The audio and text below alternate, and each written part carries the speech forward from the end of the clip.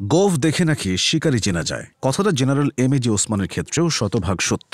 পুরো নাম আতাউল গনি ওসমানী। পাকিস্তানিরা তাকে ডাকত পাপা টাইগার নামে। তার নাম শুনলে ত্রাস সৃষ্টি হতো পাকিস্তানি ক্যান্টনমেন্টে। এমএজি ওসমানী ছিলেন বাংলাদেশের মহান মুক্তিযুদ্ধের সর্বাধিনায়ক। পাকিস্তানের বিরুদ্ধে তো সোচ্চার ছিলেনই, মুক্তিযুদ্ধে কিছু কিছু জায়গায় তিনি ভারতের হস্তক্ষেপেরও বিরোধিতা করেছিলেন। বিশেষ করে 1971 সালের নভেম্বরে বাংলাদেশ ভারত যৌথ বাহিনী তৈরির কথা উঠলে জেনারেল ওসমানী সেটার বিরোধিতা করে পদত্যাগ করতে চেয়েছিলেন।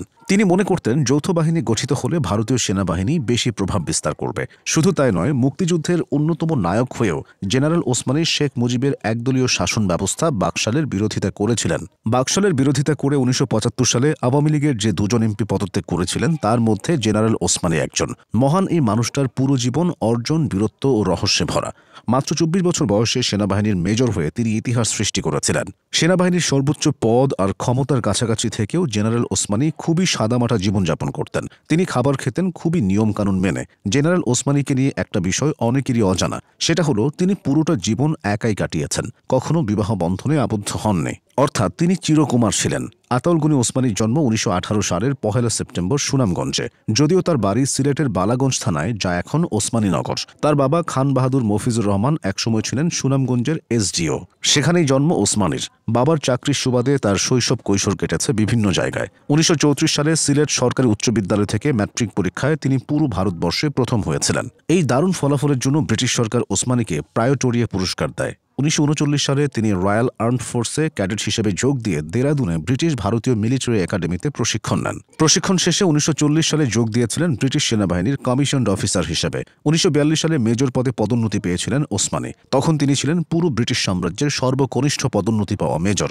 দেশ বিভাগের পর 1947 সালের 7 অক্টোবর ওসমানী যোগ দেন পাকিস্তান সেনাবাহিনীতে। এ সময় তার পদমর্যাদা ছিল লেফটেন্যান্ট কর্নেল। 1951 সালে তিনি যখন ইস্ট বেঙ্গল রেজিমেন্টের প্রথম ব্যাটালিয়নের অধিনায়ক, তখন তার হাতেই প্রতিষ্ঠিত হয়েছিল চট্টগ্রাম সেনানিবাস।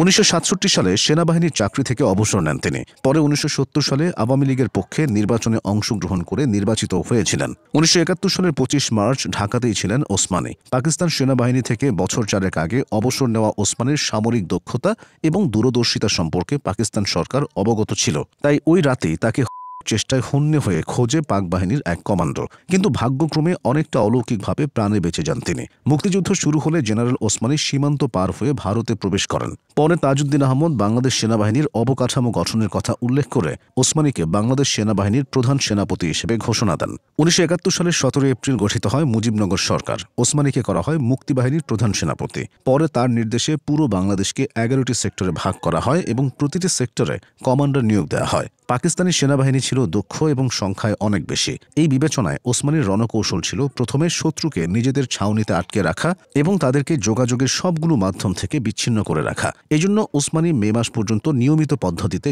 পরিচালনা করেন। পরে তার নির্দেশনায় নৌ কমান্ডো বাহিনী গঠিত হয়, যারা আগস্ট থেকে নদীপথে শত্রু চলাচল প্রায় অচল করে দেয়। 1971 সালের 16 ডিসেম্বর পাকিস্তানি সেনারা যৌথ বাহিনীর কাছে আত্মসমর্পণ করে। যদিও আত্মসমর্পণ অনুষ্ঠানে ওসমানী সরাসরি উপস্থিত ছিলেন না, তার সেই না থাকা নিয়ে আজও অনেকের মনে কৌতূহল। তবে আত্মসমর্পণ অনুষ্ঠানে না থাকলেও ওসমানী তথা পাপা টাইগারের কৌশলগত নেতৃত্বই ছিল বাংলাদেশের বিজয়ের ভিত্তি। স্বাধীনতার পর এ মানুষটা নানা কারণে নিজেকে গুটিয়ে নিয়েছিলেন। সবসময় অন্যায়ের বিরুদ্ধে থেকেছেন, যুক্ত থেকেছেন সামাজিক কাজে। তাই চিরবিদায়ের 4 দশক পরেও তিনি নায়কের বেশে জনগণের হৃদয়ে গেঁথে আছেন।